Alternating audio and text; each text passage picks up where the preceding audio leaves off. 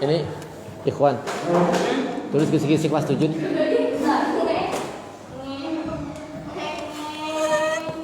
Situ dapat aja. Dapat atau anti ya anti. tulis. Makan dulu. Hah? Makan dulu. Habis makan ke sini ya. Oh, bawa. Sok nanti ke sini. Makan aja dulu ya. Ambil.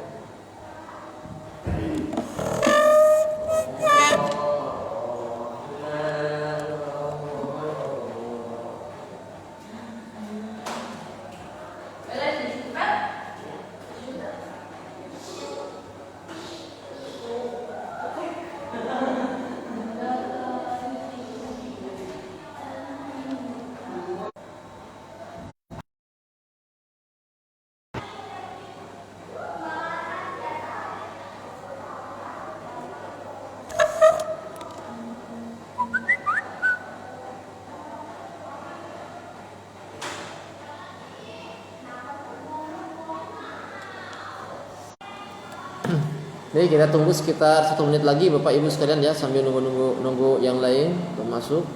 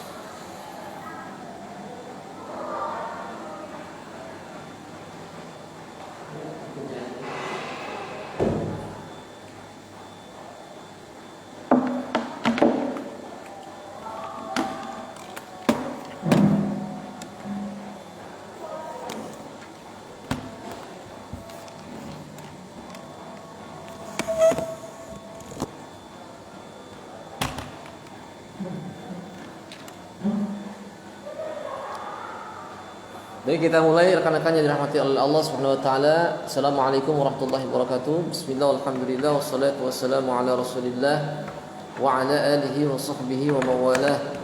Asyhadu an la ilaha illallah wahdahu la syarika lah wa asyhadu anna Muhammadan 'abduhu wa rasuluhu alladzi la nabiyya ba'dah. Allahumma shalli ala sayyidina Muhammad wa ala ali sayyidina Muhammad. Faqala Rasulullah sallallahu alaihi wasallam i'ridu alayya ruqakum la ba'sa bi ruqyati ma lam takun syirkan. Qala aydan alijiha bi kitabillah. Ikhwani fillah, pertama mari kita panjatkan puji serta syukur kita kepada Allah Subhanahu wa taala yang mana telah memberikan kepada kita semuanya berbagai macam kenikmatan, di antaranya ialah kenikmatan iman Islam. Salawat dan salam semoga selalu tercurah kepada baginda alam Habibana wa Nabiyana Muhammad sallallahu alaihi wasallam, kepada keluarganya, kepada sahabatnya, serta kepada umatnya senantiasa menjalankan syariatnya sampai hari kiamat kelak.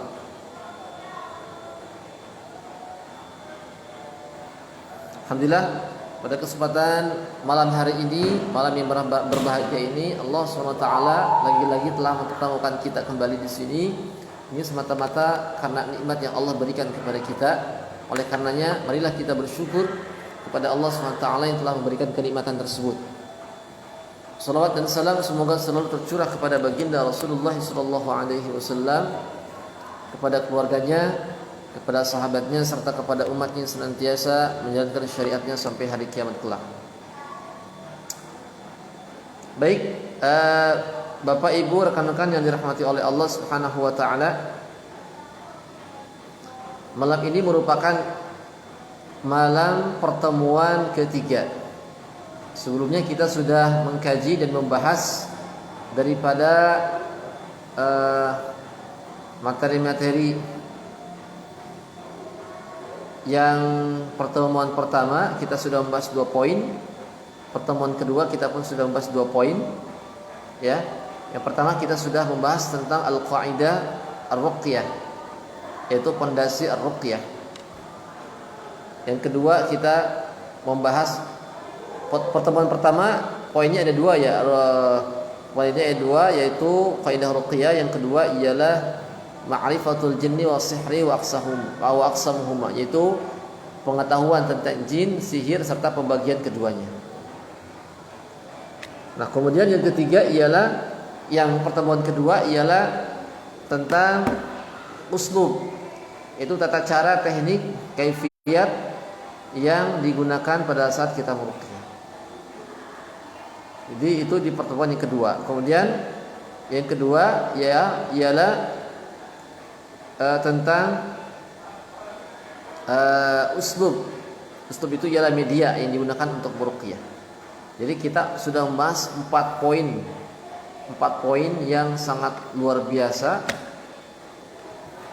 bermanfaat dan berfaedah serta sesuatu yang sangat penting bagi orang-orang yang ingin memperdalam ilmu ruqyah.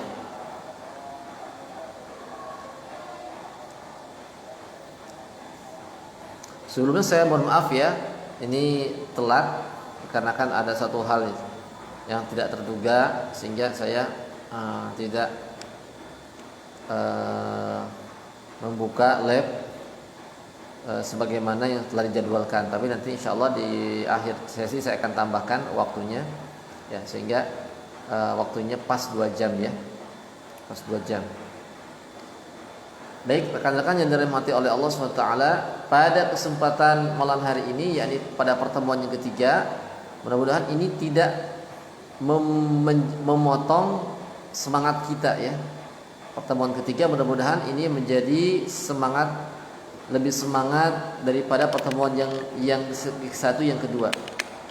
Dan saya tekankan kepada ikhwani fillah, teman-teman, supaya mengikuti sampai akhir.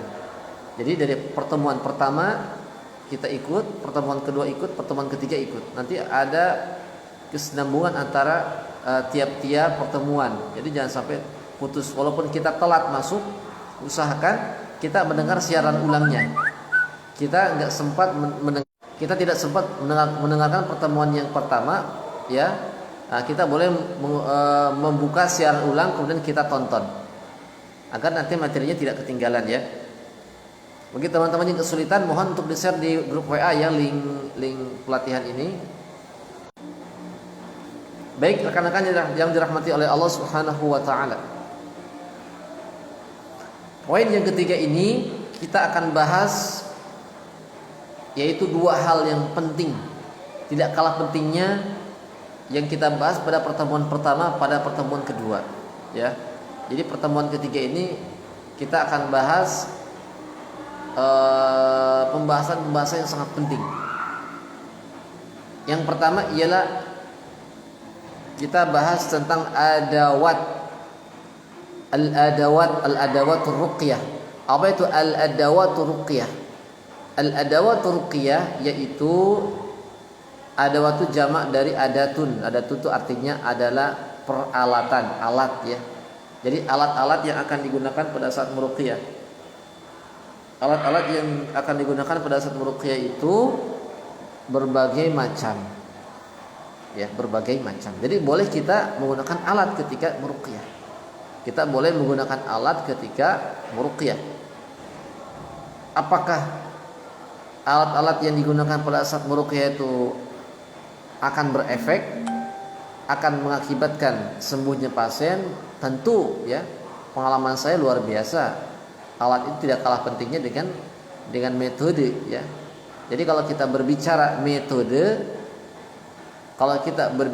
metode ataupun cara ataupun uslub, maka sepaket dengan adat, sepaket dengan peralatan ya, peralatan yang digunakan untuk meruqyah. Yang kedua, nanti kita akan bahas tentang ad-du'a ar-ruqyah, doa-doa ruqyah. Ya, kita akan bahas tentang doa-doa ruqyah juga. Doa yang digunakan untuk meruqyah. Sebentar ya, saya bawa casan dulu ini. Takut mati sebentar. Ini buka dulu nih. Ini casan.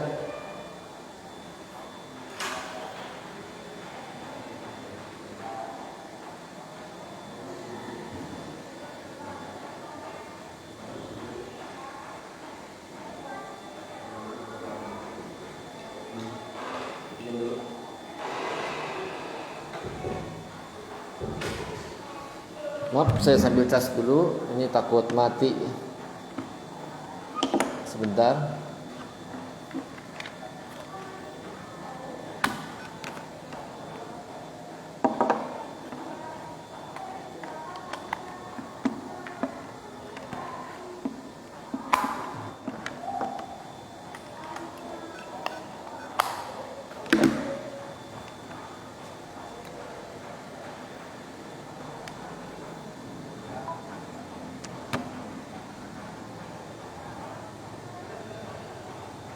Jadi alat yang digunakan ketika meruqyah, pada saat meruqyah itu diantaranya ialah kita bisa menggunakan tangan. Tangan ini alat, ya. Tangan ini alat. Apakah bisa kita meruqyah tanpa alat? Bisa. Kita meruqyah tanpa menyentuh orang yang terkena gangguan jin ataupun gangguan sihir. Kita baca Al-Quran saja, itu terkadang memang pasien itu akan berefek. Orang yang terkena gangguan jin itu akan ada efek-efeknya. Nah, kemudian kita pun bisa menggunakan alat, ya rekan-rekan yang dirahmati oleh Allah Subhanahu wa taala. Kita juga bisa menggunakan alat. Yang pertama ialah alat yang paling mudah, ialah alat yang melekat pada kita, itu tangan. Kita bisa menggunakan tangan ini menjadi alat. Ini mohon maaf ya sebelumnya, nanti untuk pertemuan ini pertemuan ketiga ya. Nanti pertemuan yang keempat, supaya saya tidak lupa. Pertemuan yang keempat kelima ialah pertemuan yang keempat, kita nanti akan membahas tentang meruqyah bedak sihir, ya.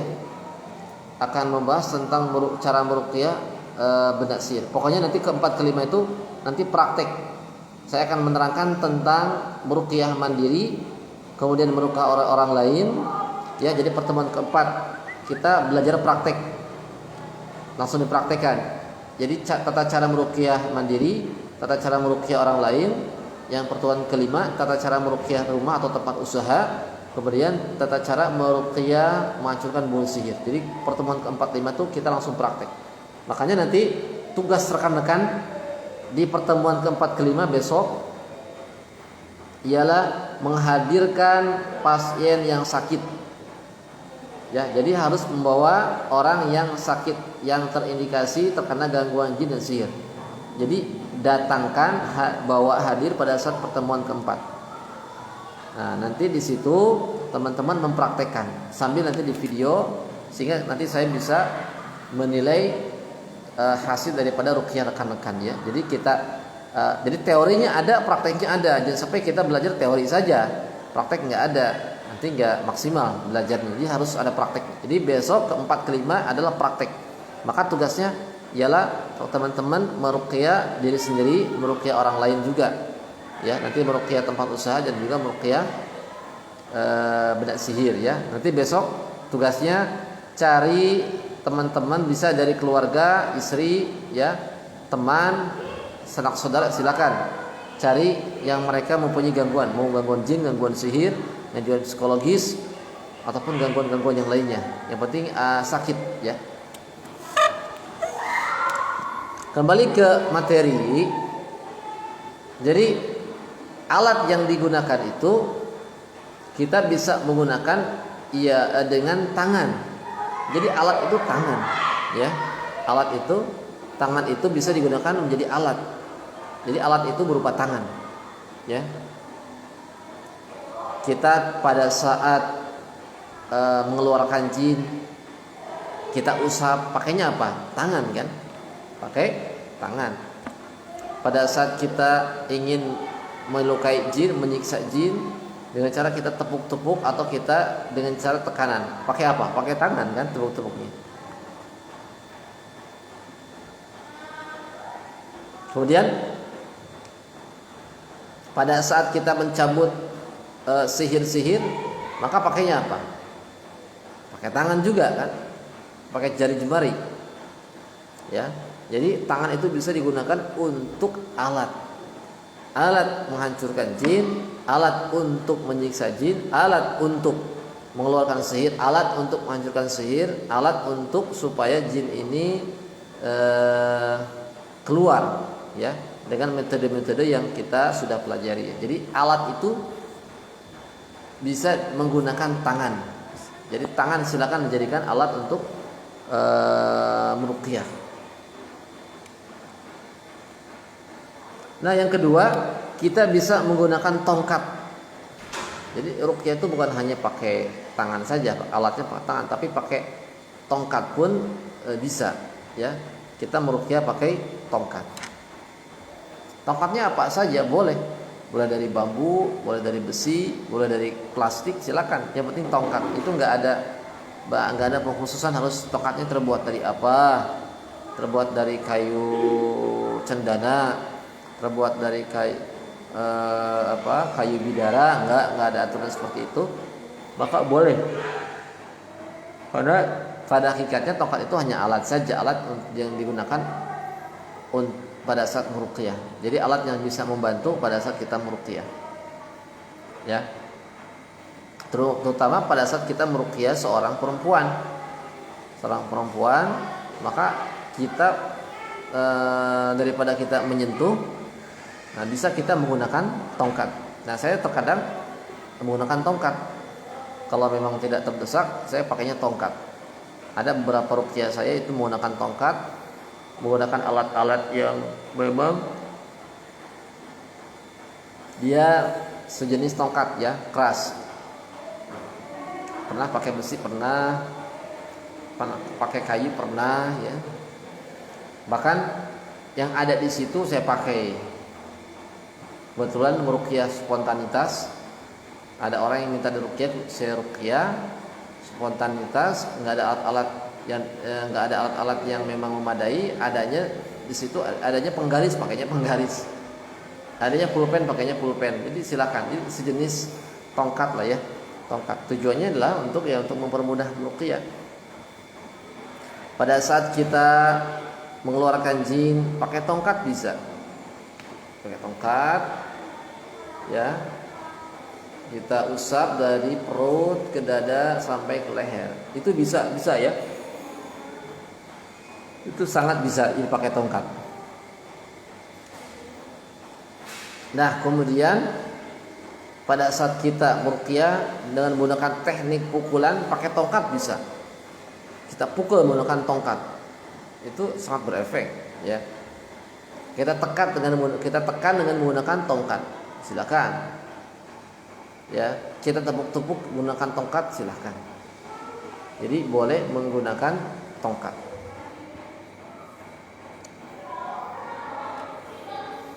Nah, kemudian yang berikutnya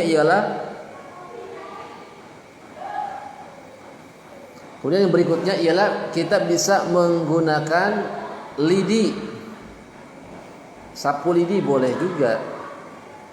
Tujuannya tadi bisa kita pada saat meruqyah dengan metode usapan, pukulan, tepukan, itu bisa pakai lidi.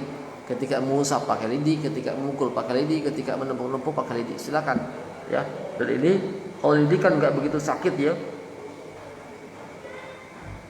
Kalau lidi nggak begitu sakit di badan pasien, silakan kalau bisa gunakan saja lidinya.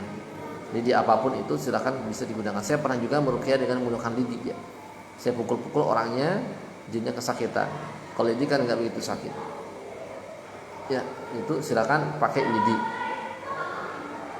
Yang seterusnya kita juga bisa menggunakan alat yang semacam kain. Ya, pakai kain-kain untuk meruqyah. Bisa kita meruqyah memukul jin pakai kain, ya, dengan cara dipecutkan. Mau kain sorban, kain apapun itu silakan, ya. Jadi menyakiti jin dengan cara kita pecutkan, kita pukulkan dengan menggunakan kain, ya, itu bisa, silakan pakai kain. Saya pernah meruqyah juga dengan menggunakan kain sorban, ya. Dan sorban saya pukul-pukul, luar biasa juga efeknya.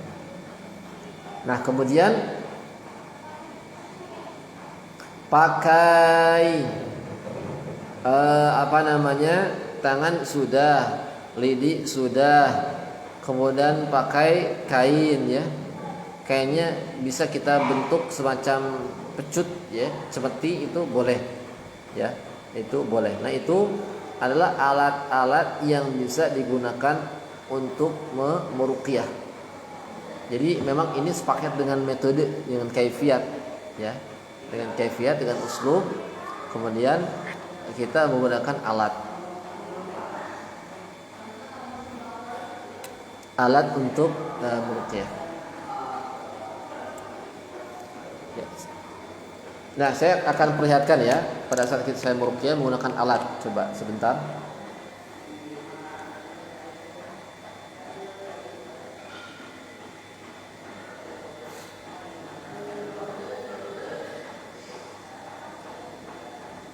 Alat.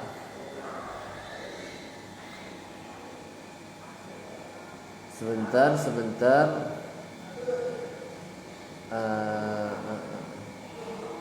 Nah, ini nih.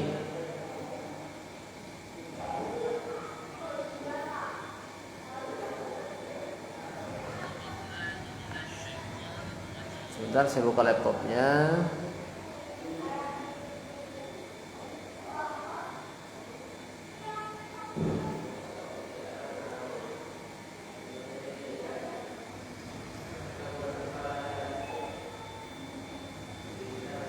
Sebentar.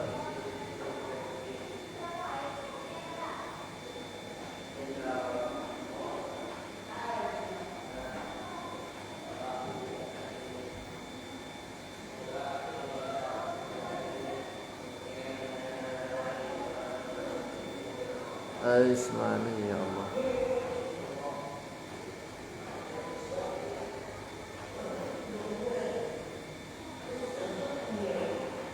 Sebentar. Ya, di YouTube ini. Saya udah share ke YouTube. Jadi itu ya. Silakan yang mau ditanyakan silakan sambil jalan. Silakan yang mau ditanyakan silakan. Sambil saya buka videonya. Silakan. Jadi meruqyah itu boleh menggunakan alat. Boleh menggunakan alat dan memang sangat luar biasa powerful juga ya, sangat berefek dan sangat memberikan hasil yang luar biasa. Jadi alat. Jadi terkadang jin itu ketika kita meruqyah pegang alat itu lebih menggetarkan ya ketimbang kita tidak menggunakan alat. Saya punya guru ya, Al-Ustaz Ilham namanya. Beliau ketika meruqyah rumah itu sambil pegang kayu. Jadi meruqyah rumah sambil pegang kayu. Tujuannya apa? Tujuannya untuk menggetarkan musuh Allah. Nah, itu dengan cara kita pegang kayu itu, wah itu jin itu menciut, nyalinya menciut, takut dipukul. Ya, takut dipukul. Makanya bisa kita menggunakan alat. Jadi tujuannya untuk menciut. Jadi penting kita ketika meruqyah itu bisa menjatuhkan mental musuh, bisa menjatuhkan mental jin. Ya, jangan sampai kita ketika meruqyah malah mental kita yang dijatuhkan oleh jin. Jadi harus kita ini. Jadi trik jin itu supaya dia terhindar dari ruqyah. Si peruqyah biasanya dia menjatuhkan mental jin, menipu dengan cara menjatuhkan mental jin, mental manusia. Saya pernah punya teman, ini sambil saya cari videonya ya. Saya pernah punya teman yang dia meruqyah, nah kemudian dibentak oleh jin. Kemudian mentalnya jatuh, kemudian setelah itu dia nggak jadi meruqyah. Ceritanya begini, jadi dia sedang meruqyah, kemudian jinnya itu berkata melalui lisan si pasiennya, orang yang terkena gangguan jinnya itu. Nah pada saat teman saya ini meruqyah, dia tidak pakai peci. Jinnya ngomong, kamu ini meruqyah tapi nggak pakai peci katanya. Nah, setelah digitukan, maka mental teman saya itu jatuh, kemudian dia merasa takut ketika dilihat atau dipelototin sama si jinnya melalui fisik daripada orang yang terkena gangguan sihir, sehingga setelah itu dia nggak melanjutkan ruqyahnya. Jadi diciutkan dengan begitu, gara-gara nggak pakai peci. Nah, itu adalah trik daripada jin supaya menjatuhkan mental si peruqyah dengan cara mereka menyerang kelemahannya, seolah-olah ya tadi, ketika ada celah kesalahan sedikit aja kemudian diangkat dan dijatuhkan mentalnya.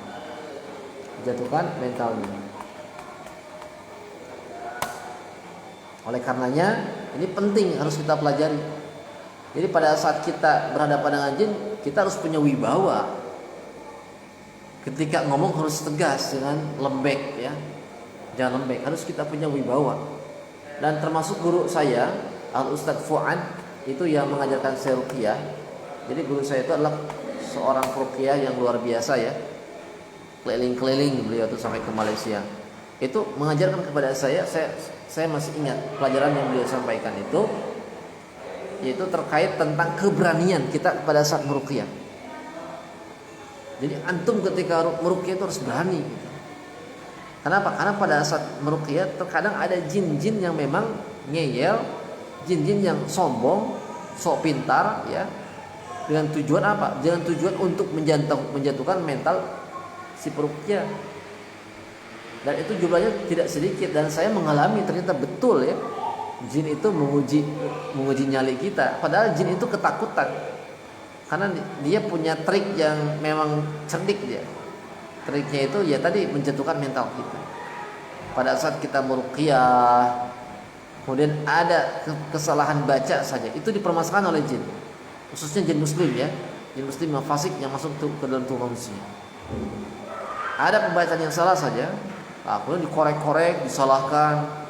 Kamu ini gimana sih peruqyah? Masa peruqyah salah bacaannya? Kamu gak pantas jadi peruqyah. Itu kan kalau seorang peruqyah pemula, apalagi dia baru terjun ke dunia ruqyah ataupun awam dengan agamanya, wah itu dia langsung ngenak ke hati kan. Nah itu jangan sampai terkecoh. Itu trik setan, tujuannya bukan untuk mendakwahi kita supaya pintar, bukan. Tapi tujuannya ialah mereka itu supaya kita ini tidak melanjutkan aktivitas ruqyah kita. Itu tujuannya. Apakah kebakar enggak? Pada saat jin mengatakan kamu ini gak benar bacaannya, gimana sih kamu ini orang Islam, bukan, masa bacaan dia gak benar? Ketika baca ketika kita meruqyah kepada jin yang demikian, terbakar nggak? Terbakar sebenarnya, ya. Cuman kita nggak paham. Makanya ketika meruqyah itu, kalau yang saya terapkan ke alumni ruqyah, ke para pelatihan peserta itu, meruqyah itu minimal 30 menit, nggak boleh kurang. Paling sebentar tuh 30 menit meruqyah itu. Boleh kita meruqyah 15 menit, boleh kita meruqyah 5 menit tatkala orangnya langsung sembuh. Di ruqyah 5 menit sembuh, ya udah berarti selesai, keluar penyakitnya. Ketika di ruqyah belum ada reaksi apapun, tunggu sampai 30 menit. Kenapa? Karena hasil dari pengalaman saya, survei saya, jin itu dia akan kuat di 5 menit pertama. Dia akan terkadang dia kuat di 10 menit pertama. Dia akan kuat ketika masuk ke 15 menit pertama. Dia akan terbakar ketika kita sudah membacakan Al-Quran selama 30 menit. Nah itu kuncinya.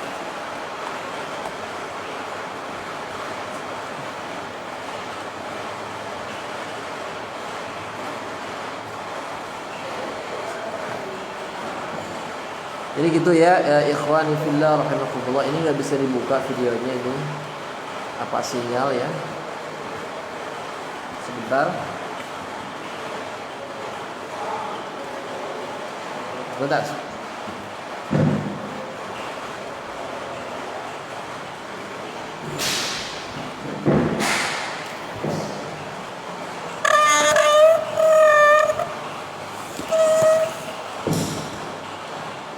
Takut sinyalnya nggak masuk ini. Jelas ya rekan-rekan ya. Nah jadi kembali lagi, jadi tujuan fungsi alat itu adalah untuk menjatuhkan mental musuh, menjatuhkan mental jin, ya, menjatuhkan mental jin. Kita bawa kayu aja. Ketika kita meruqyah bawa kayu. Ketika kita meruqyah bawa sorban. Kita bawa senjata. Kita jadikan ini alat ini sebagai senjata kita untuk menakut-nakuti jin, ya, itu boleh. Silakan yang bertanya silakan. Ini ada yang bertanya ya. Sebentar, saya penasaran ini videonya kok nggak bisa dibuka ya. Coba ke FB. FB.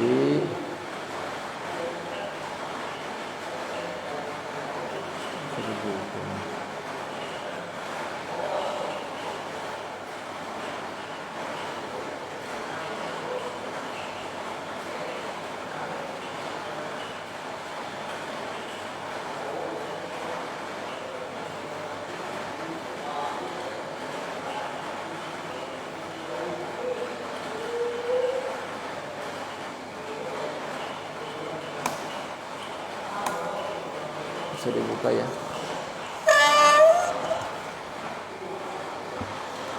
Sinyal mulai lemot ya.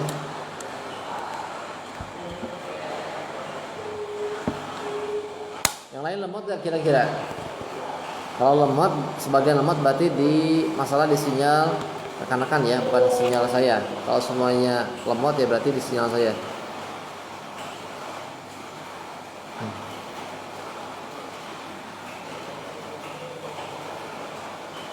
Baik, saya akan jawab pertanyaan-pertanyaan dari rekan-rekan ya.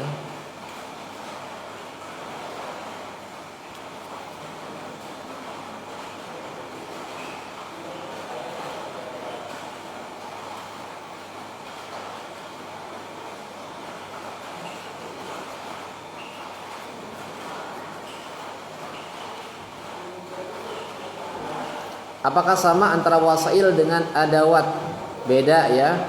Kalau wasail itu metode cara ya, cara teknik tepukan, teknik usapan, teknik tiupan, itu kan cara supaya jin itu keluar, cara supaya sihir itu mudah keluar, cara supaya jin itu terbakar, cara.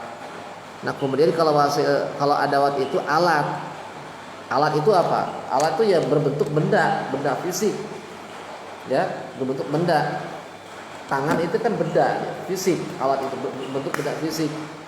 Tongkat alat bukan alat karena dia berbentuk benda fisik ya, alat untuk memukul.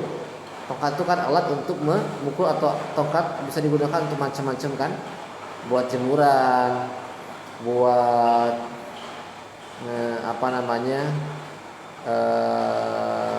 macam-macam lah ya tongkat itu ya, terutama untuk memukul. Kemudian sorban itu alat juga kan, dia berbentuk benda fisik.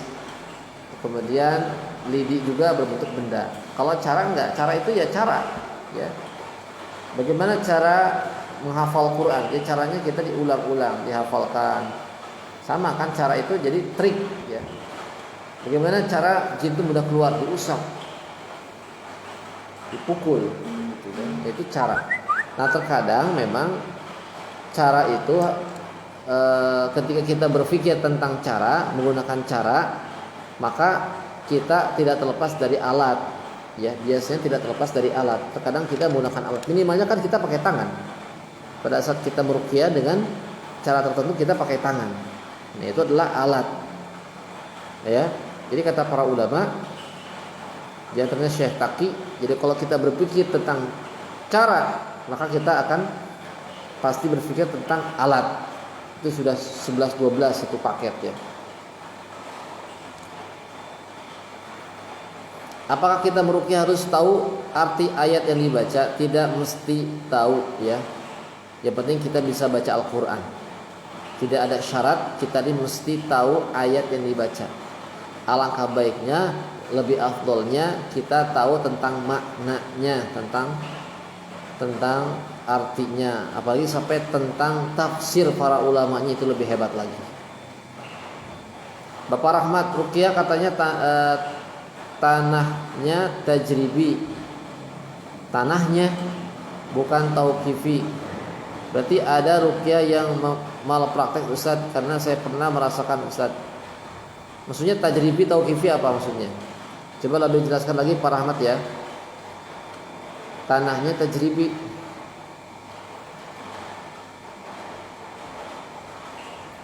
ranahnya kali ya.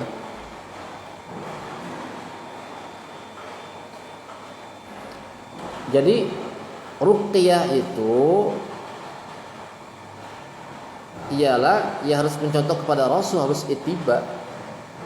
Ya. Jadi ruqyah itu mesti ittiba'ur Rasul. Mesti ittiba'ur Rasul. Adapun caranya, itu kita bisa berbeda-beda. Kan ruqyah. Jadi gini ya.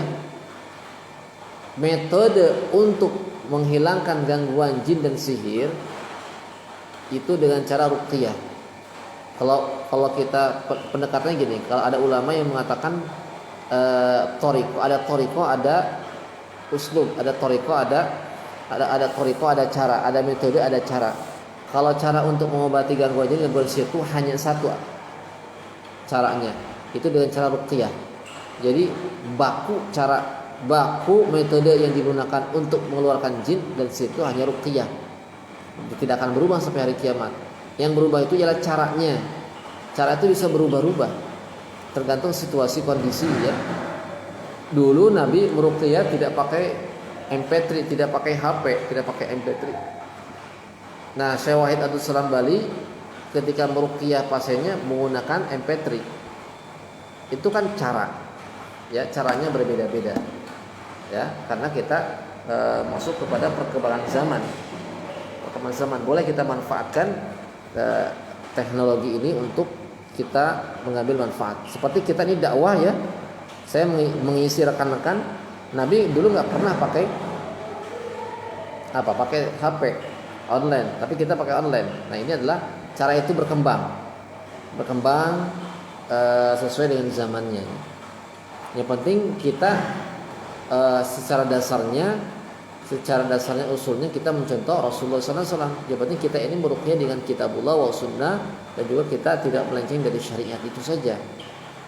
Ketika kita meruqyah pakai bantuan jin dan pakai bantuan khodam, nah itu ruqyah yang enggak benar, tidak mencontoh Rasulullah SAW. Ya.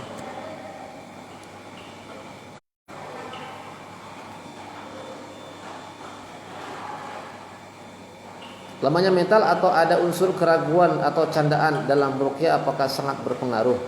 Ya. Lemahnya mental, kemudian ada unsur keraguan. Lemahnya mental pada saat meruqyah itu sangat berpengaruh pada ruqyahnya. Ya, lemahnya mental itu. Lemah mental itu kan sama dengan keraguan-keraguan juga. Dengan hampir dekat dengan keraguan-keraguan. Mental itu lemah dikarenakan kenapa? Karena itu dikarenakan ragu ketika meruqyahnya. Apalagi pada saat jin itu sudah membentak, makin ragu. Apakah bisa berpengaruh pada proses ruqyah? Pasti akan berpengaruh. Buktinya tadi kan teman saya ketika meruqyah nggak jadi itu dikarenakan mentalnya jatuh. Akhirnya ragu kan.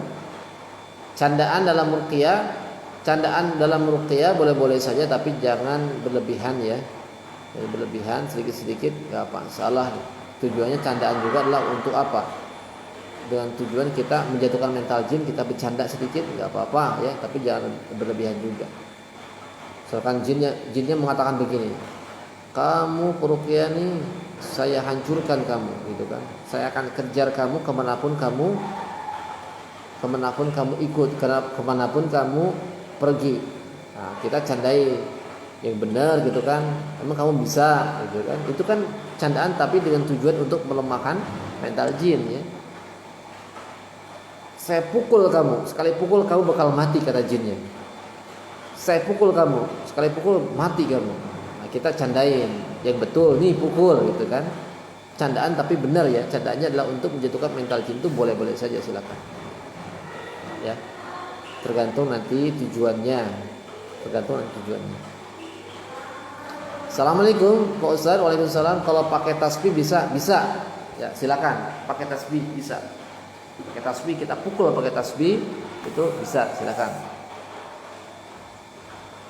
Ustaz, adakah bacaan ayat yang bisa merubah seolah-olah alat tersebut menjadi pedang atau api di mata jin?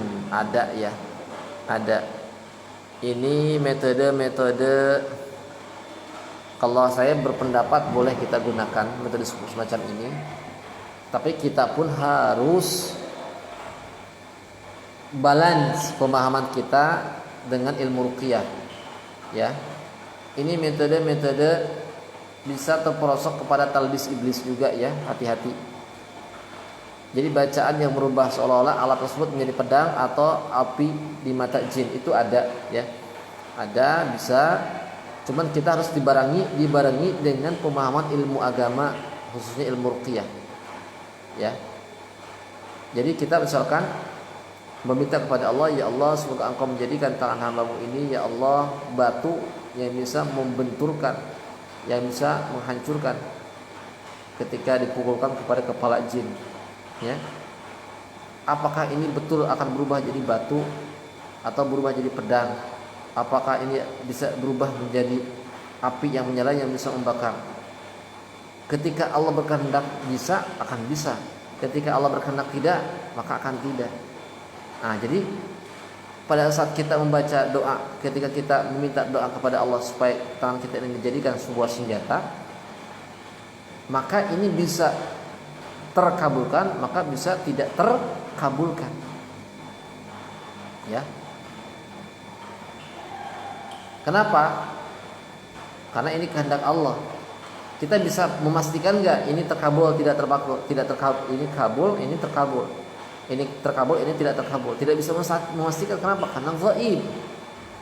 Nah, hati-hati pada saat kita mendoakan tangan kita ini supaya berubah jadi pedang, kemudian kita gorokan, jinnya seolah-olah mati. Ya, padahal jinnya itu nggak mati. Kenapa? Karena dia tahu tangannya ini tidak berubah jadi senjata apa-apa.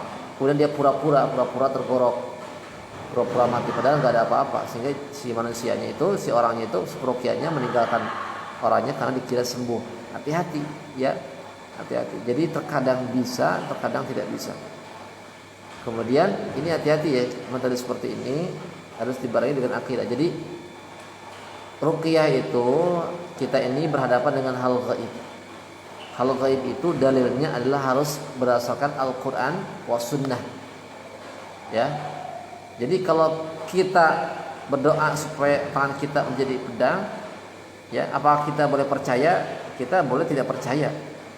Kenapa? Karena tangan kita dirubah oleh Allah jadi sesuatu senjata di mata jin, itu adalah gaib. Jadi gaib itu mesti informasinya adalah Al-Quran sama hadis. Maka kita jangan menelan mentah-mentah. Artinya kita jangan percaya bahwasanya memang berubah tangan kita ini jadi senjata. Ya. Kalau kemungkinan bisa lah. Gitu. Dalam hati kita ini mungkin saja dirubah, mungkin saja tidak. Ya. Nah pada saat demikian, kalau kita ingin mempraktekkan dengan metode tadi, kita harus mencek ulang. Satu hari kita ruqyah dengan metode yang tadi kan, supaya Allah merubah tangan kita jadi pedang. Kemudian kita lukai jinnya, kemudian dia seolah terluka, kita ruqyah lagi besoknya. Masih ada nggak jinnya? Kalau misalkan tidak ada dan sehat, berarti memang betul jinnya itu tersakiti dan dia keluar ya. Jadi harus kita pastikan sampai ruqyah ulang 2 kali sampai 3 kali, pastikan benar-benar sembuh. Kalau misalkan jinnya itu kita pakai metode tadi, menggorok-gorok ya, kemudian membakar-bakar, jinnya terbakar, ternyata besoknya masih ada, bisa jadi jinnya itu berbohong ya. Jadi Allah tidak menghendaki metode tersebut. Ya boleh, silakan, cuman hati-hati dengan metode tersebut, metode ini ya. Apa ayatnya? Sebenarnya yang mengubah itu bukan ayat cuman mendukung saja. Yang dapat mengubah tadi itu doa yang ikhlas yang muncul dari seorang peruqyah. Bahkan tanpa ayat pun bisa menjadi sebuah senjata. Ya, bisa menjadi sebuah senjata tangan kita ya. Tangan kita berdoa supaya Allah menjadikan tangan kita ini senjata yang tajam. Ketika kita ikhlas berdoa bisa langsung berubah. Hati-hati ini, tapi harus dibarengi dengan ilmu yang mendalam ya, karena takut dan terjerumus. Kita jadi merasa bangga, oh ini kita bisa ya membunuh jin, kita bisa ya menghakimi jin, kita bisa ya Karena ini kita sama Allah diberikan keahlian, kemudahan bisa merubah. Hati-hati ya metode seperti ini.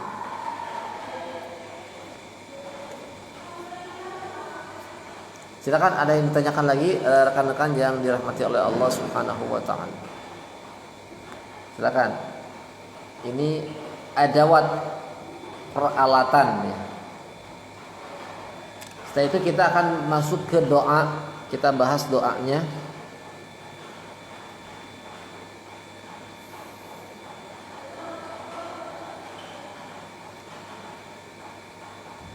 Silakan. Saya kasih waktu 5 menit untuk bagi teman-teman yang masih mau bertanya, yang kurang paham, silakan.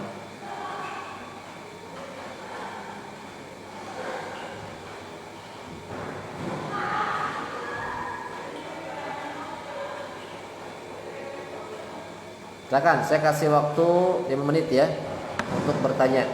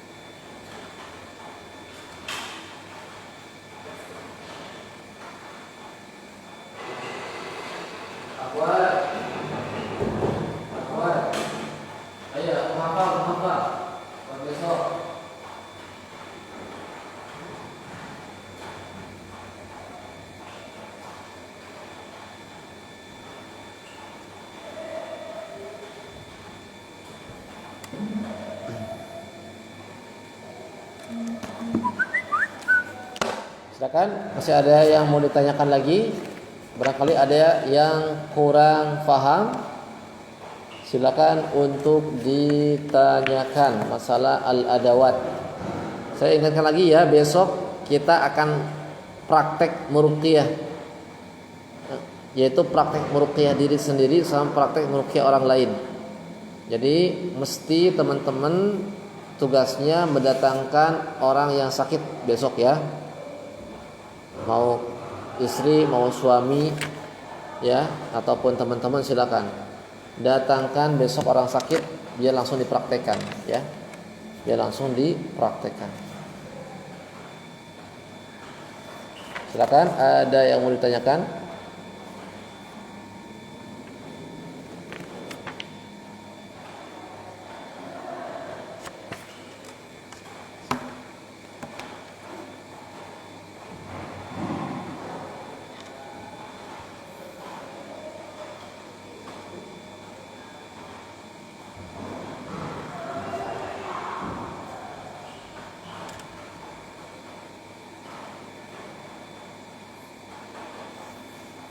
Doanya,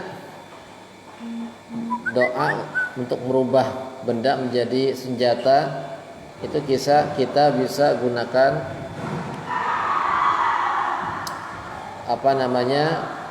ayat Yasin ya, sama ayat zikir.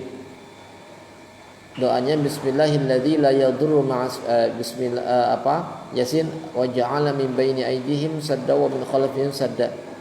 Itu ditambahkan dengan Bismillahilladzi la yadurru ma'asmihi syai'un fil ardi wala fis sama wa huwas samiul alim. Itu doanya ya, silakan. Kita doa minta pada Allah supaya dijadikan senjata yang kita inginkan. Tapi hati-hati ya, ini bisa terwujud bisa enggak. Itu gimana Allah. Kalau Allah menghendaki bisa, kalau enggak ya enggak. Baik, kalau tidak ada lagi yang bertanya, saya lanjutkan ke masalah doa ya. Coba rekan-rekan, bagi yang punya HP 2 ataupun laptop, nah bisa sambil dibuka doanya kan. Sudah di ini ya, sudah di-share kan doanya ini. Kan? Ini doanya kan. Ya, di PDF ya, silakan dibuka. Kita bahas doanya. Jadi doa dan ayat ruqyah ini saya susun. Saya ngambil dari kitab-kitab para ulama, ya, dari sumber-sumber yang terpercaya. Saya gabungkan, dan ini doa-doa yang bisa digunakan untuk semua penyakit, baik penyakit gangguan jin. Nah, ini kan ada 11 atau 10 ya. Ada 11 doa nih.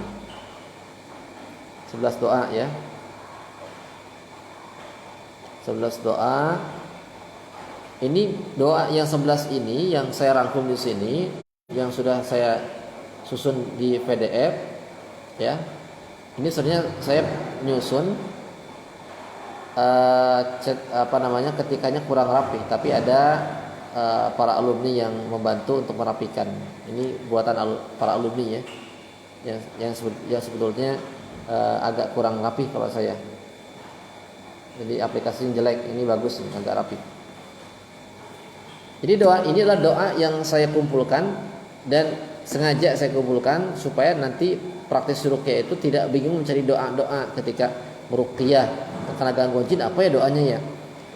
Ketika kita meruqyah gangguan sihir, apa ya doanya ya? Pada saat kita ingin membakar jin, doanya apa? Pada saat kita ingin mengeluarkan jin, doanya apa? Pada saat kita ingin menarik jin, doanya apa ya?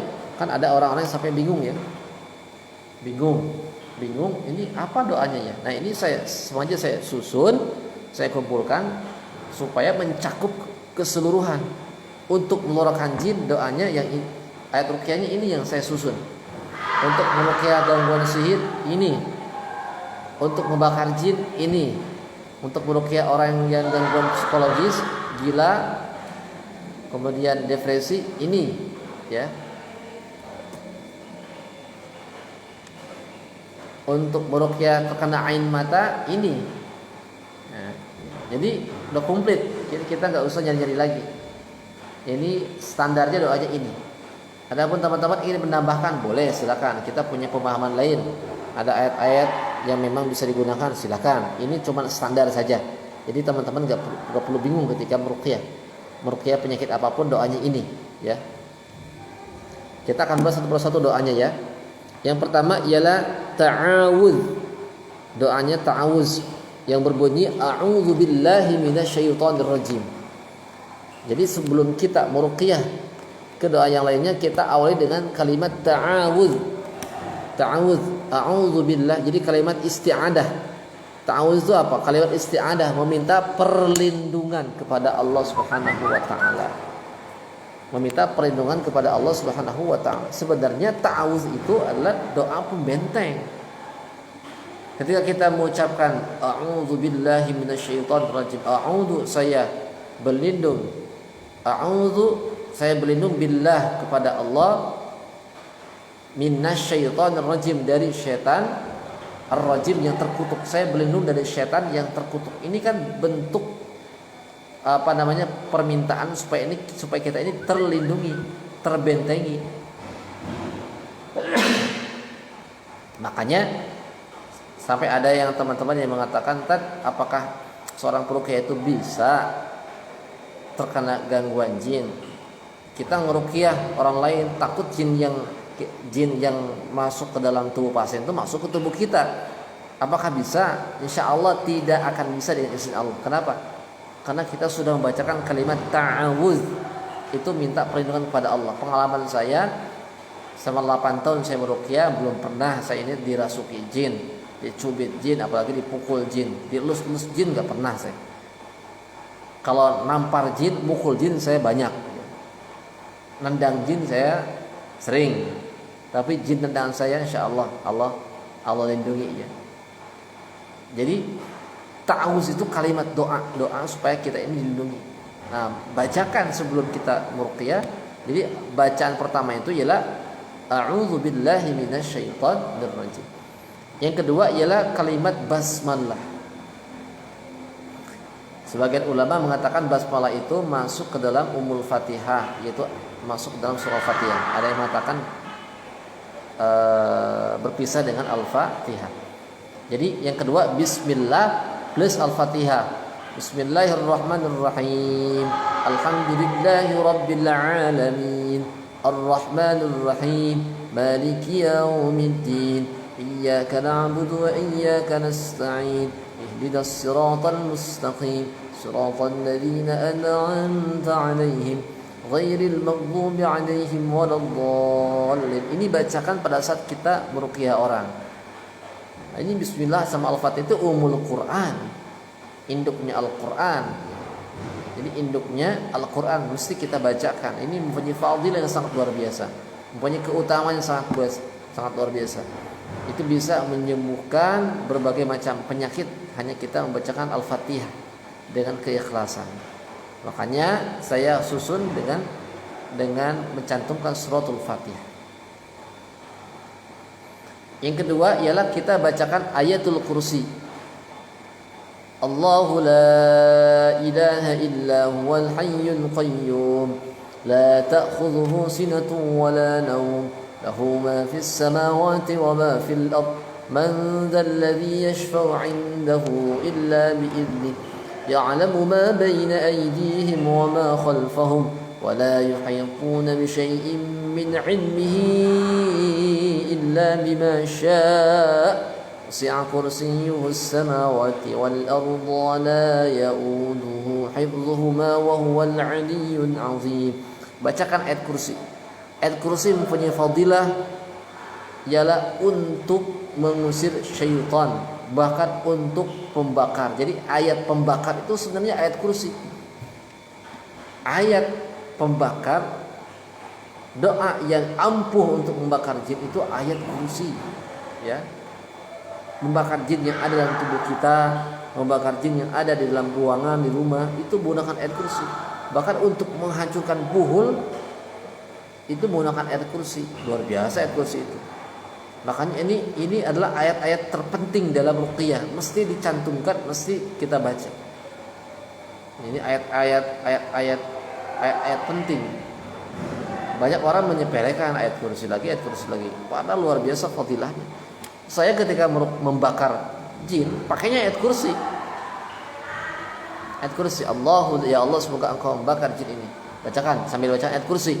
Allahu la ilaha illa huwal hayyul qayyum la ta'khudhuhu sinatun wa la nawm lahu ma fis samawati wa ma fil ard man dhal ladzi yashfa'u 'indahu illa bi idhnihi ya'lamu ma baina aydihim. Itu menggunakan ayatul kursi, ya.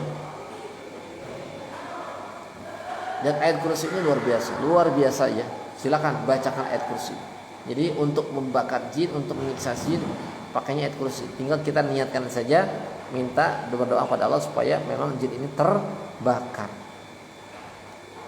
Yang keempat adalah doa zikir yang diajarkan oleh Nabi Sallallahu Alaihi Wasallam yang berbunyi Bismillahilladzi la yadurru ma'asmihi syai'un fil ardi wala fis sama' wa huwas samiul alim.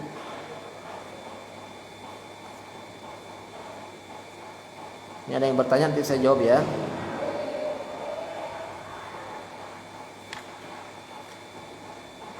Doa ini adalah doa yang berfungsi untuk mengeluarkan jin.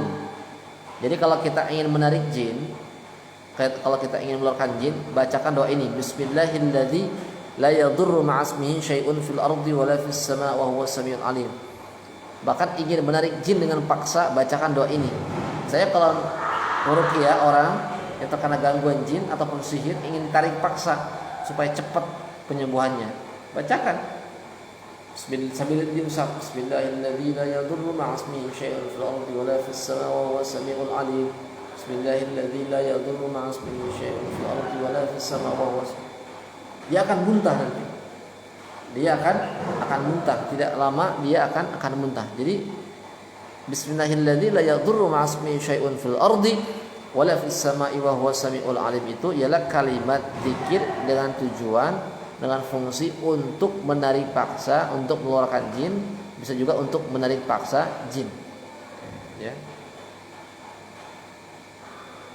Bismillah dengan menyebut nama Allah alladzi adalah zat la yadurru tidak akan memadaratkan ma'asmihi beserta asma Allah syai'un sesuatu fil ardi di muka bumi wala fis sama dan tidak akan ada yang memadarkan sesuatu yang ada di langit wa huwas samiul alim dan Allah itu adalah maha pendengar dan maha alim mengetahui. Jadi ini doa-doa perlindungan tapi bisa digunakan untuk mengeluarkan jin. Ini luar biasa. Ini doa yang sering saya gunakan ketika menarik paksa jin, ya. Ini catat bagi teman-teman ya. Ini praktek yang saya praktekkan selama 8 tahun. Kalau ingin menarik paksa mengeluarkan jin ataupun sihir itu menggunakan bismillahilladzi la yadurru ma'asmihi syai'un fil ardi wala fis sama wa huwas samiul alim. Nah doa yang kelima ialah doa surah yang diambil dari surah Al-A'raf ayat 117 sampai 122 yang berbunyi ialah A'udzu billahi minasyaitonir rajim wa auhayna ila Musa an alqi 'asak fa idza hiya talqafu ma yafikun fa waqa'a al-haqqu wa batala ma kanu ya'malun فغلبوا هنالك وانقلبوا صاغرين وألقي السحرة ساجدين قالوا آمنا برب العالمين رب موسى وهارون. Itu adalah surah Al-A'raf ayat 117 sampai 122. Fungsinya apa? Fungsinya adalah untuk meruqyah orang yang terkena sihir. Jadi ada orang yang terkena sihir nih, bacakan surah Al-A'raf ayat 117 sampai 122. Termasuk bisa untuk melemahkan sihir, bisa untuk menghancurkan sihir. Itu menggunakan Al-A'raf. Jadi Al-A'raf ini khusus untuk doa khusus untuk sihir, ya. Jadi ceritanya doa ini adalah doa tentang Nabi Musa alaihissalam kan. Ketika Nabi Musa ini berhadapan dengan tukang sihirnya Fir'aun.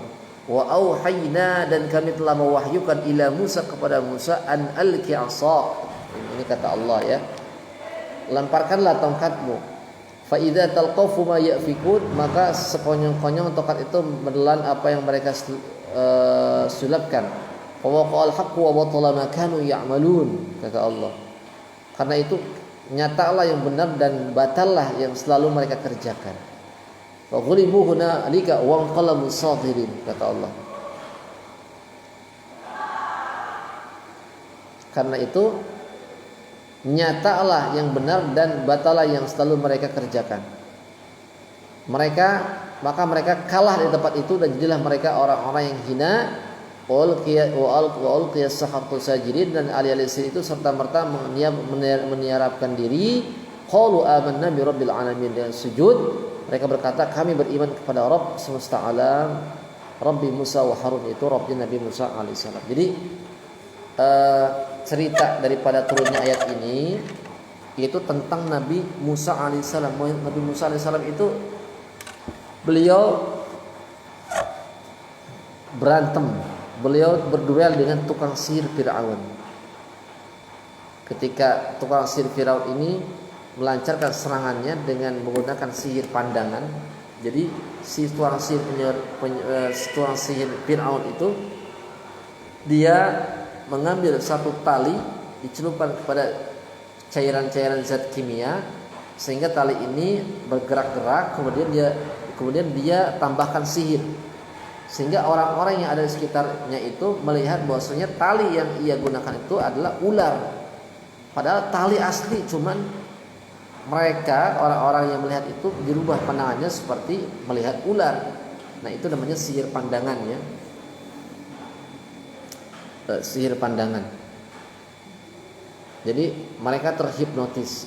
Nah, ketika Nabi Musa alaihissalam diwahyukan oleh Allah supaya melemparkan daripada tongkatnya, kemudian tongkatnya berubah menjadi ular besar sehingga ularnya itu menelan ular-ular yang disihir oleh tukang sihir Fir'aun.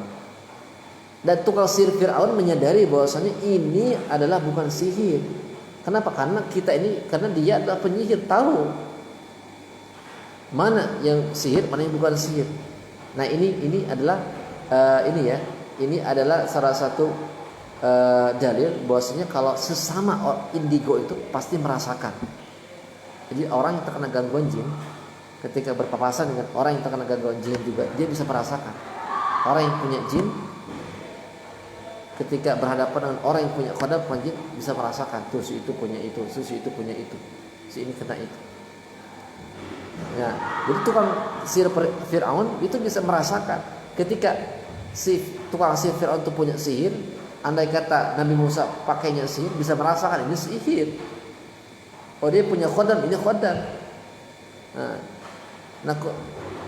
Nah, karena memang Nabi Musa alaihissalam tidak menggunakan sihir, nah tukang sihir Fir'aun itu tahu, oh ini bukan sihir, ini mukjizat.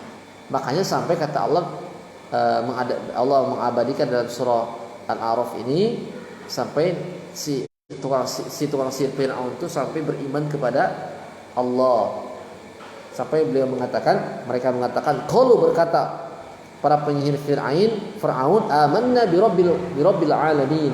Amanna kami beriman bi rabbil alamin kepada Tuhan semesta alam. Rabbi Musa wa Harun, yaitu Tuhannya Nabi Musa dan Nabi Harun.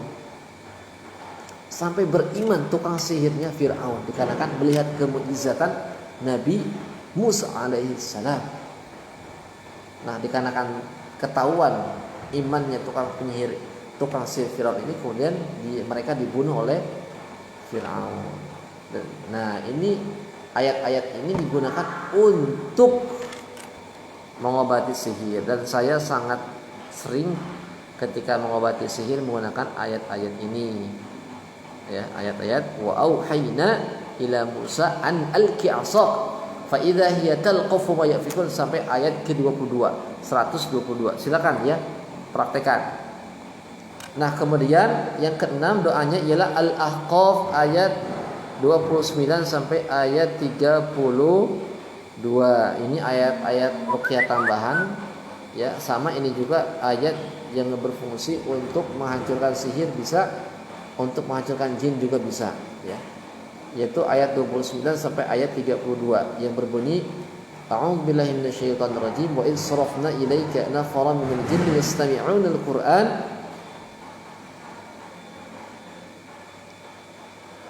falamma hadaruhu qalu ansitu falamma qudiya wallaw ila qaumihim munzirin ya idal akhir. Ini sampai ke ayat ayat ke-32, ayat 29 sampai ke ayat 32. Ini agak panjang ayatnya. Ini silakan digunakan pada saat kita meruqyah.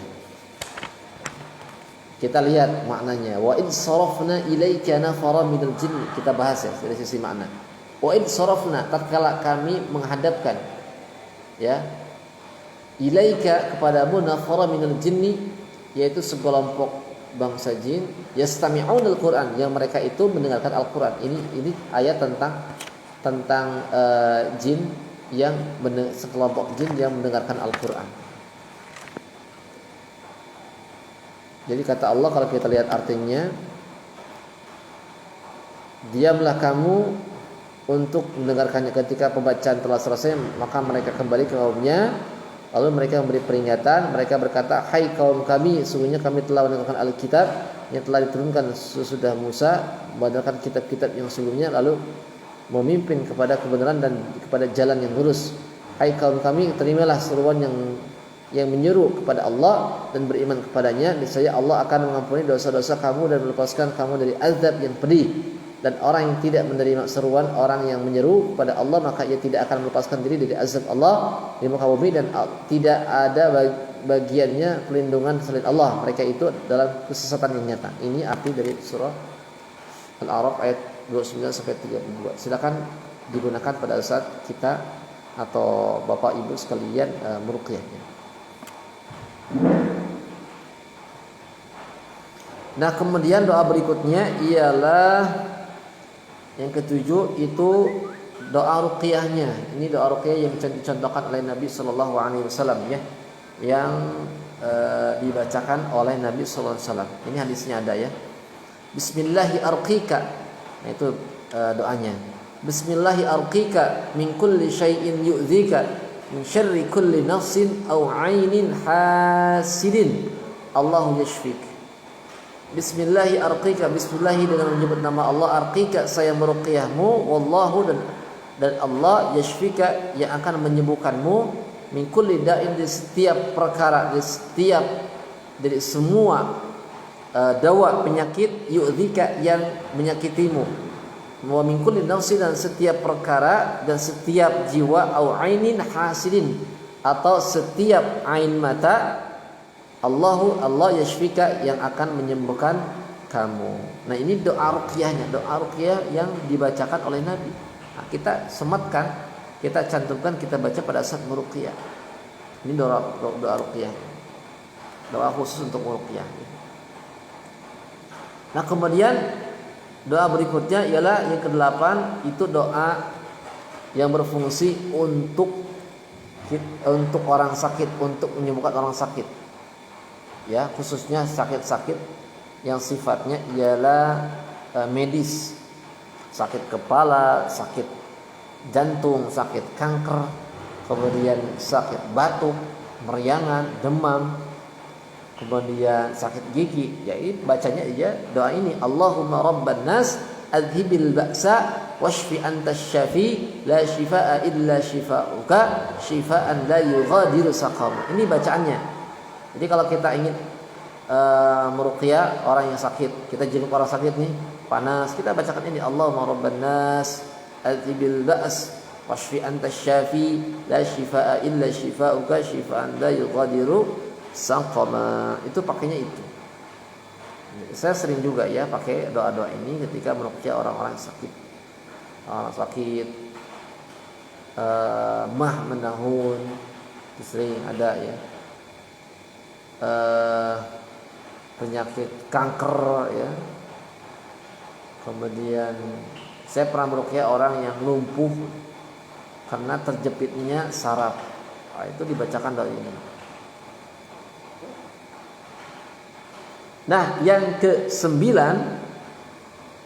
itu adalah Al-Ikhlas, surah Al-Ikhlas. Bismillahirrahmanirrahim. Qul huwallahu ahad, Allahus samad, lam yalid wa lam yulad wa lam yakul lahu kufuwan ahad. Itu adalah suratul Ikhlas. Bacakan. Yang ke-10 ialah suratul Falaq. A'udzu billahi minasyaitonir rajim. Qul a'udzu birabbil falaq min syarri ma khalaq wa min syarri ghasiqin idza waqab wa min syarri an-naffatsati fil 'uqad wa min syarri hasidin idza hasad. Pakai itu. Kemudian yang terakhir, yang ke-11 adalah An-Nas. Qul a'udzu birabbin nas, malikin nas, ilahin nas, min syarril waswasil khannas alladzi yuwaswisu fi sudurin nas minal jinnati wan nas. Nah, Al-Falaq An-Nas ini merupakan ayat muawwidzatain, ayat kedua, ayat perlindungan. Ini dahsyat nih. Dahsyat. Kedua ayat ini ketika kita bacakan tujuannya adalah untuk melindungi kita. Untuk melindungi kita dari serangan barik para penyihir. Nah, jadi ini komplit ya. Jadi doa ruqyah yang saya susun dalam PDF ini udah komplit. Silakan teman-teman ketika meruqyah pakai doa-doa ini. Ini standarnya seperti ini. Kalau mau ditambahkan boleh kalau udah paham ya. Tambahkan sama ayat-ayat yang lain seperti surah Al-Mulk, surah Ar-Rahman, As-Saffat boleh. Tapi standarnya ini. Saya sengaja buat saya susun enggak terlalu panjang. Biar teman-teman bisa menghafalkan, bisa mempraktekkan. Nanti kalau panjang-panjang susah, malas menghafalnya. Makanya ini saya buat enggak terlalu panjang, enggak terlalu pendek ya. Senang-senang saja.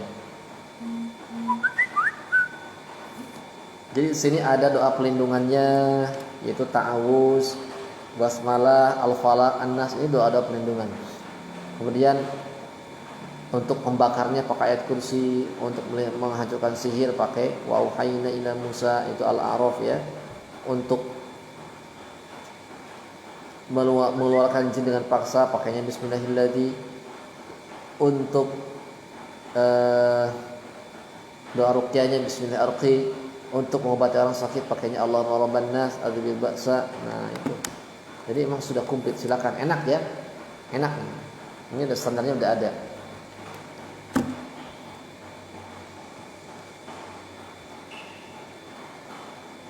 Nah itu ialah terkait doa-doa ar-ruqyah asy-syar'iyyah. Saya mau menjawab dulu pertanyaan-pertanyaan yang sudah masuk. Silakan yang lain mau bertanya silakan. Saya akan jawab sebisa mungkin. Silakan. Bisa enggak pasiennya via online Ustaz? Pasiennya harus via offline ya. Kita belajar dari awal. Kalau online nanti kalau kita sudah terbiasa, sudah mahir meruqyah. Offline dulu Pak ya. Bapak Zaid, bagaimana menurut Ustaz tentang sebuah hizb? Hizb itu merupakan doa-doa ya, doa-doa yang awalnya itu dimunculkan oleh orang-orang ahli tasawuf, oleh orang-orang yang ahli tasawuf atau para ulama tasawuf ya, di antaranya Al-Imam Al-Ghazali ya, kemudian Al-Imam Syadzili dan imam-imam yang di bawahnya, yaitu adalah menggunakan hizib. Hizib itu apa sih? Hizib itu sebenarnya doa-doa aja, doa-doa zikir. Doa-doa zikir itu hizib. Doa-doa zikir yang disusun oleh para ulama dengan tujuan adalah untuk tertentu, untuk pelindungan, kemudian untuk zikir-zikir biasa ya. Kalau saya tentang hizib itu nggak masalah. Hizib selama hizib itu bersumber dari Al-Quranul Karim, doa-doa yang bersumber dari hadis, silakan saja. Karena hizib itu kan hasil daripada pengalaman para ulama ketika membacakan doa ini ada khasiatnya. Nah, itu namanya hizib. Silakan kecuali kalau hizibnya itu dicampur adukan dengan yang batil, itu dengan ada jinnya.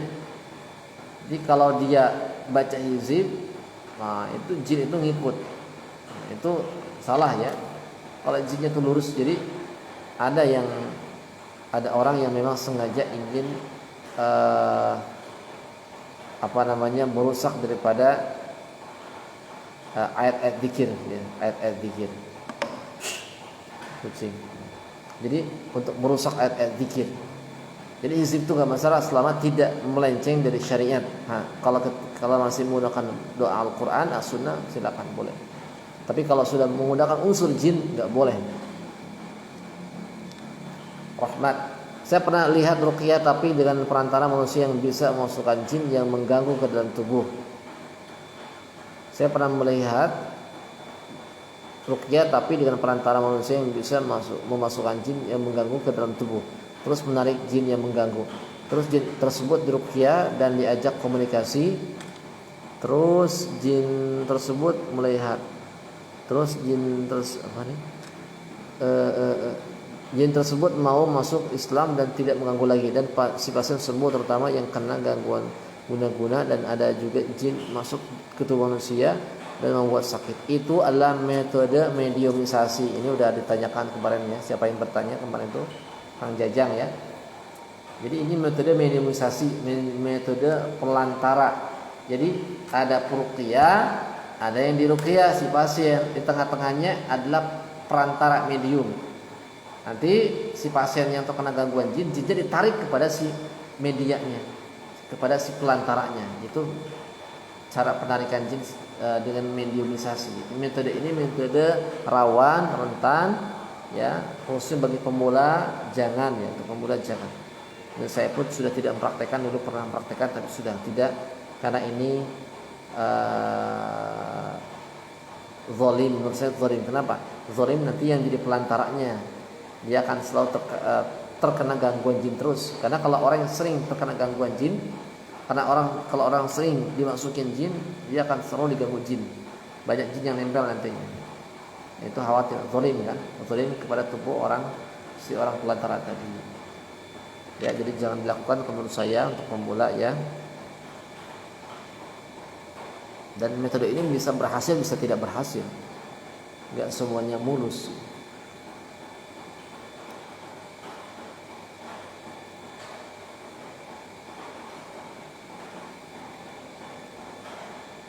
Bagaimana dengan doa yang banyak bermacam-macam seperti kita lihat di YouTube? Bagaimana kita mensiasati dengan menambah ayat? Ayat doa ruqyah itu banyak ya. Seperti riwayat Imam Ibnu Mas'ud radhiyallahu an itu pun banyak sampai 14 macam ya. Ada as-sofatnya, ada surah jinnya, ada al-baqarahnya ya. Silakan mau ditambahkan, tambahkan saja nggak apa-apa. Kalau ini kan standar. Doa yang saya susun itu standar supaya teman-teman, karena teman-teman juga ada yang baru mulai belajar. Kalau dikasih yang panjang-panjang nanti mereka minder. Makanya saya susun yang tidak panjang, yang tidak pendek, sedang-sedang saja. Jadi bisa dihafalkan, bisa dibawa kemana-mana, bisa dilihat juga kan.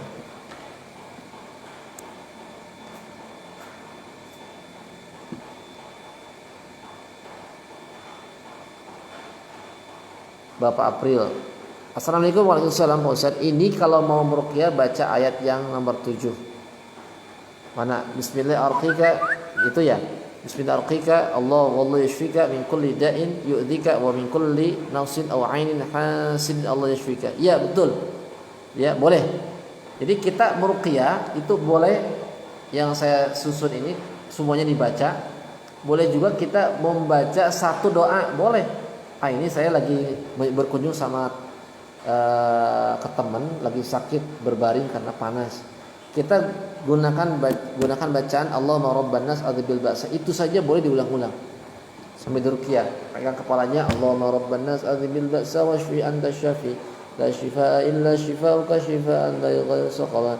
Allahumma rabban nas adhibil ba'sa washfi anta syafi la shifaa illa shifaa'uka shifaa'an la yughadiru saqama. Itu boleh. Ya, kita baca ulang-ulang boleh. Pada saat orang terkena sihir, kita bacakan surah Al-A'raf berulang-ulang. Boleh, silakan. Ya. Kita bacakan berulang-ulang, itu sangat diperbolehkan. Ya, baik, silakan, ada yang mau bertanya lagi?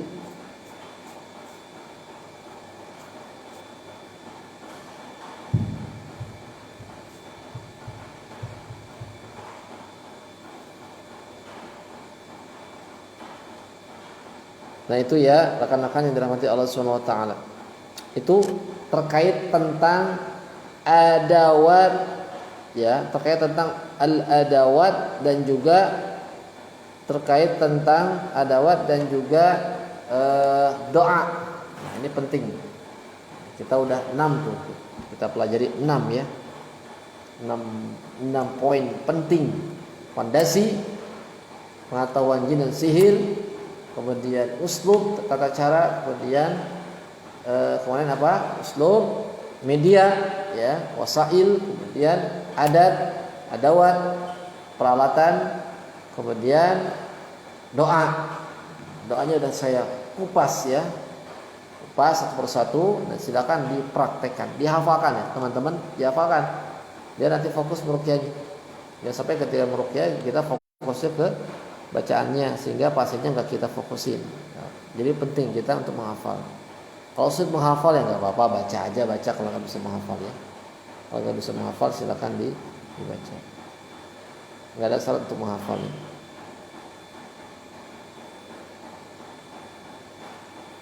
Silakan, ada yang bertanya silakan.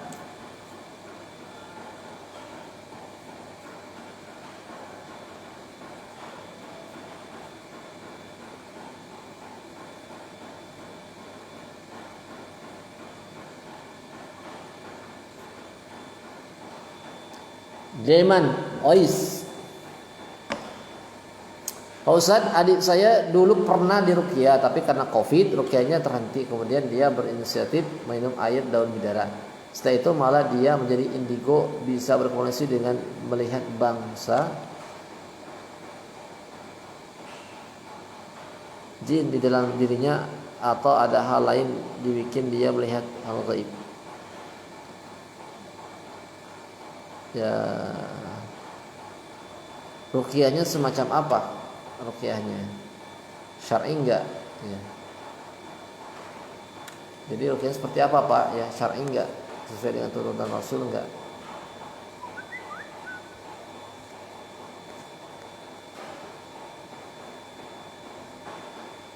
Jadi kalau enggak sesuai dengan tuntunan Rasul, tidak akan berefek ya, karena menyimpang. Jadi kalau ruqyahnya betul, Setelah diruqyah mulai indigo, berarti orang bukan salah ruqyahnya tapi orangnya itu memang sudah indigo, sudah punya jin, tapi pada saat diruqyah mulai beraksi jinnya. Gitu ya.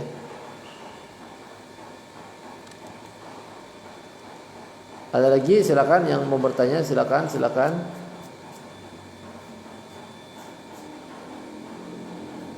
yang mau bertanya, silakan. Ya. Saya tunggu sekitar 5 menit untuk bagi teman-teman yang ingin bertanya. Silakan. Silakan.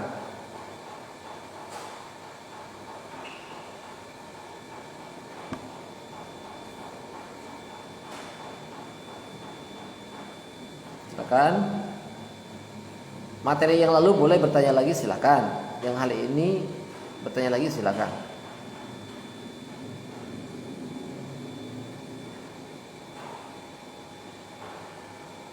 Silakan, saya tunggu 5 menit ya.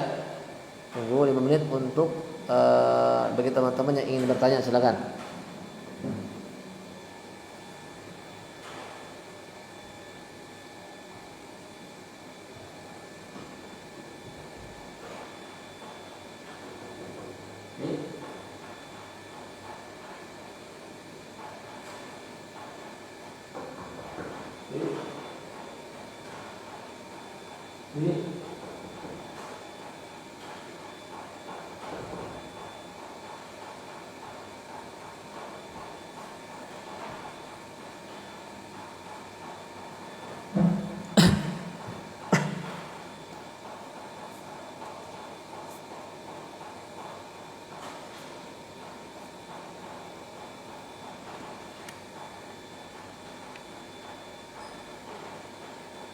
Jadi Bapak Deman, jadi kalau dia sebelum diruqyah nggak bisa melihat alam gaib, ketika diruqyah bisa melihat alam gaib.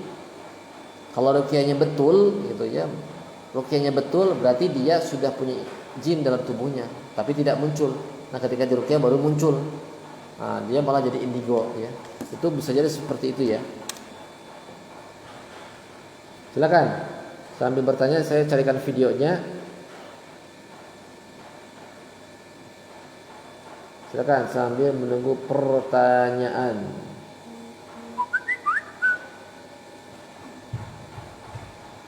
Silakan.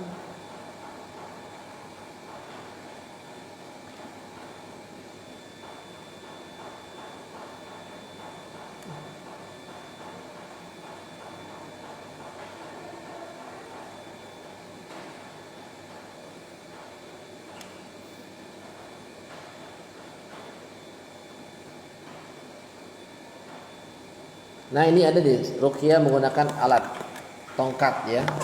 Ini pastinya cukup berat ya.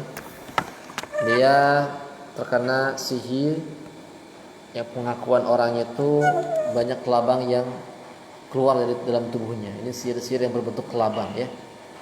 Coba saya buka. Ini baru ketemu, asalnya susah untuk ketemu.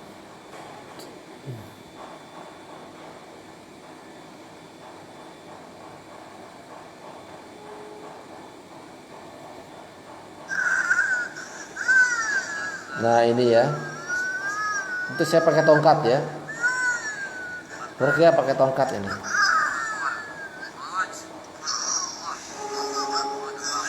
Oh. Langsung muntah ya. Pakai tongkat doang langsung muntah.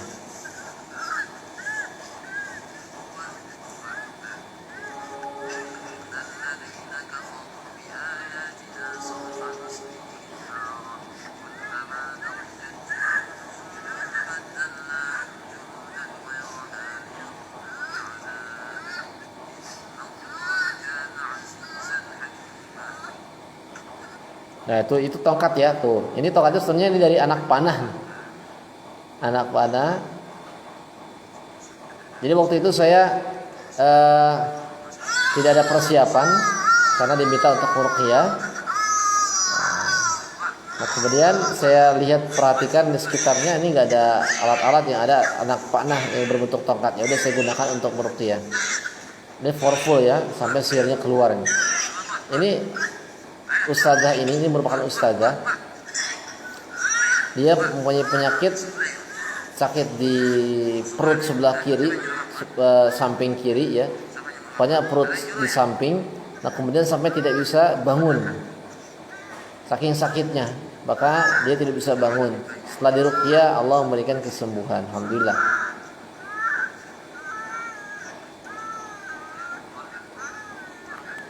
Nah, ini merupakan ruqyah menggunakan alat.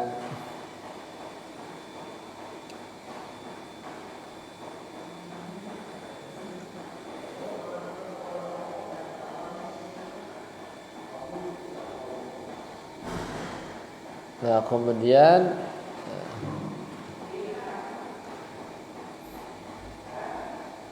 ini online. Ruqyah online.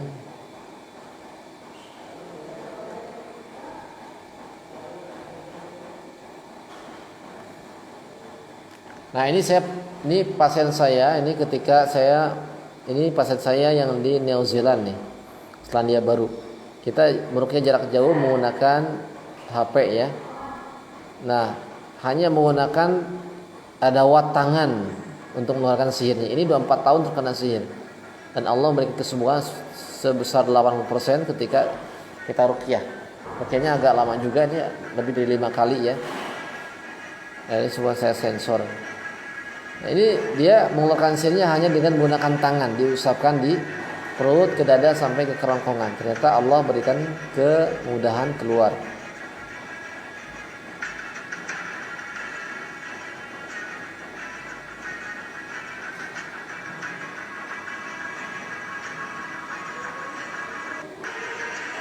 Nah, dia mulai kan.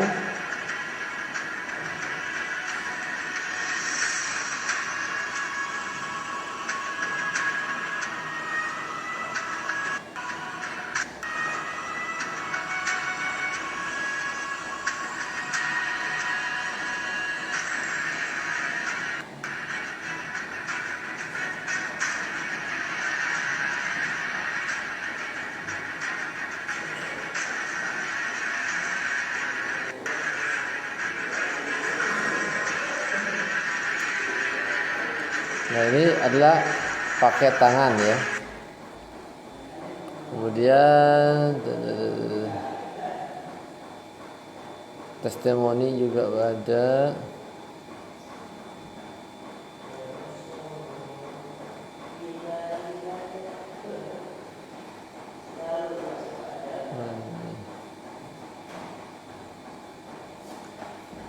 Kemana?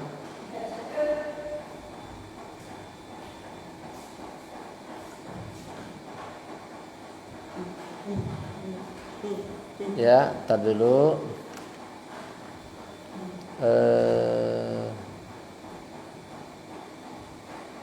Nah ini saya sedikit ya, ini testimoni ini. Ini testimoni Bapak Syahril. Bapak Syahril ini adalah salah satu alumni kami paten ruqyah yang sudah sukses sampai beliau meruqyah massal. Nah, awalnya beliau bertemu dengan saya itu tatkala saya meruqyah bapaknya. Saya ruqyah bapaknya secara online, Allah beri kesembuhan selama 80% ya. Karena bapaknya itu tidak bisa bangun, hanya berbaring selama 8 tahun. Saya ruqyah, kemudian saya gunakan metode tepuk-tepuk dengan tangan. Tidak lama kemudian tangannya berubah menjadi biru ya. Kemudian Allah berikan kesembuhan.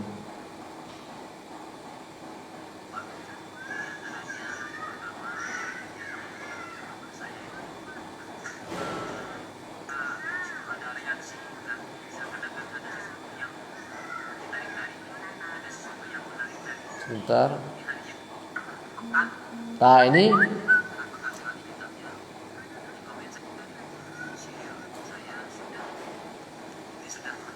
tangannya itu ketika ditepuk-tepuk biru dia. Ya, biru. Perhatikan. Nah, ini biru ini. Ketika ditepuk-tepuk ini. Ini adalah sihir yang keluar. Sihir yang keluar. Itu hanya menggunakan tangan, ya. Itu adawat, tangan itu kan adawat alat. Ya, dengan tepuk-tepuk.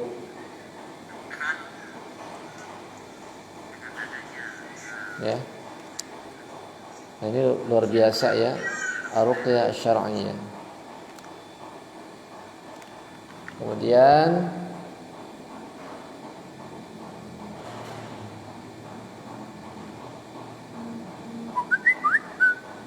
sebentar saya carikan yang sesuai.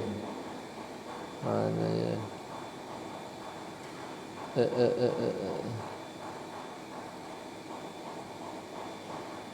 Udah nggak ada kayaknya.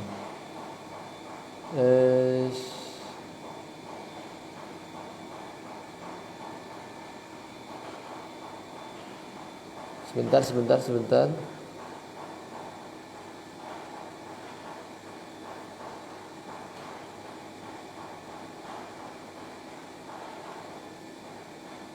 Nggak ada ya. Baik, ada yang bertanya lagi silakan sambil menunggu waktu habis. Nah, ini ada lagi yang bertanya ya.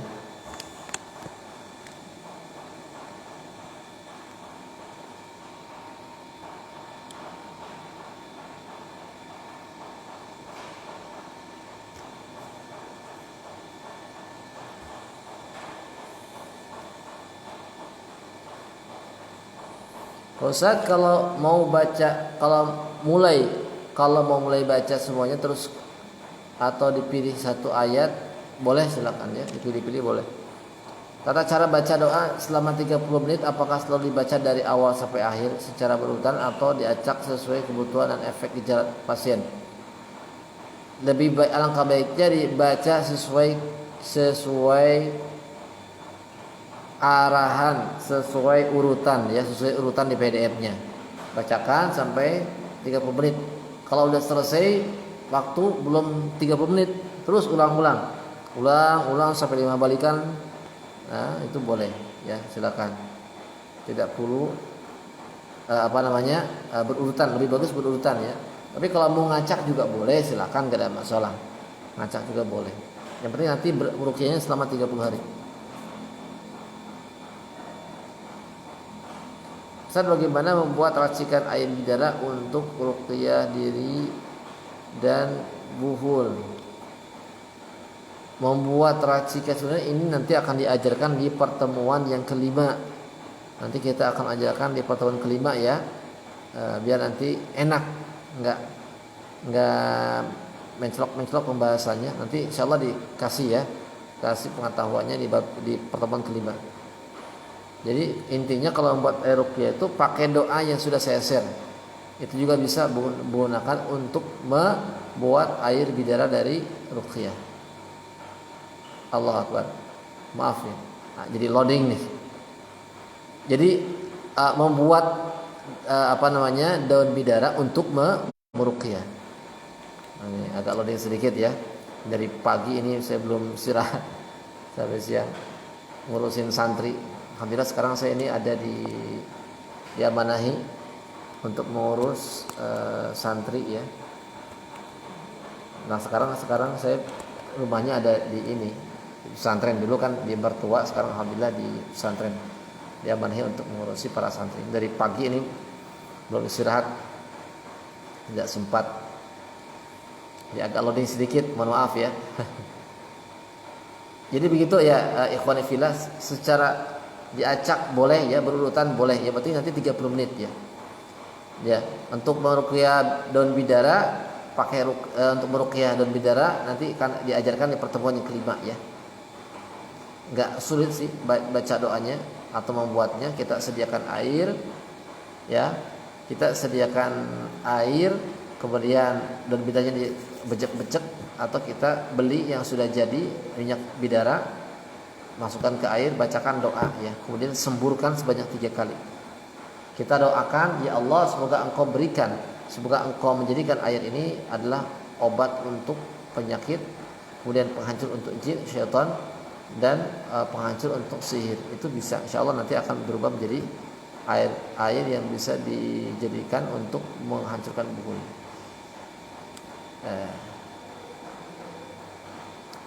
Baik, karena materi sudah habis ya rekan-rekan. Pas ini materinya habis, materi tentang adawat dan juga doa ya. Nanti kita akan lanjut ke pertemuan yang keempat sama kelima. Ya. Kita akan lanjut ke pertemuan yang keempat kelima. Jangan lupa tugasnya besok bawa pasien yang sakit, yang punya gangguan jin, gangguan sin. Kita nanti akan praktek di situ besok ya. Besok nanti teman-teman rekam pada saat meruqyah, rekam harus direkam. Pada saat kita meruqyah diri sendiri, rekam. Pada saat kita meruqyah orang lain, rekam. Nanti dikumpulkan di grup FB. Nanti saya cek betul enggak cara meruqyahnya. Kemudian saya cek ya betul enggak doanya, betul enggak bacanya, bacaannya betul enggak. Nah, nanti saya cek ya. Biar nanti saya cek. Jadi ini harus dikumpulkan ya. Harus dikumpulkan. Jadi keempat kelima itu praktek, teori sedikit tapi kebanyakan praktek. Jadi besok harus hadir teman-teman ya. Dan insya Allah syarat kelulusan ataupun pengambilan ijazah, syahadah, pengakuan dari saya mesti teman-teman ini praktek, dipraktekkan. Nanti divideokan, dipraktekkan, kemudian dikirimkan biar saya bisa menilainya. Jadi mesti ya, teori tanpa praktek agak susah. Harus kita bisa. Jadi harus bisa teman-teman meruqyah ya. Besok kita praktek bawa pasiennya. Baik, itu mungkin yang bisa disampaikan ya, karena ini materinya sudah habis juga ya. Nanti besok kita lanjutkan. Kita akhiri dengan membaca surah Al-Insyirah, kemudian doa kafaratul majlis. Bismillahirrahmanirrahim. Surah Al-Asr ya. Wal 'asri innal insana lafi khusr illa alladziina aamanu wa 'amilus shalihati wa tawassaw bil haqqi wa tawassaw bis sabr. Subhanakallah bihamdika asyhadu an la ilaha illa anta astaghfiruka wa atubu ilaik. Wa akhirul kalam, assalamu alaikum warahmatullahi wabarakatuh.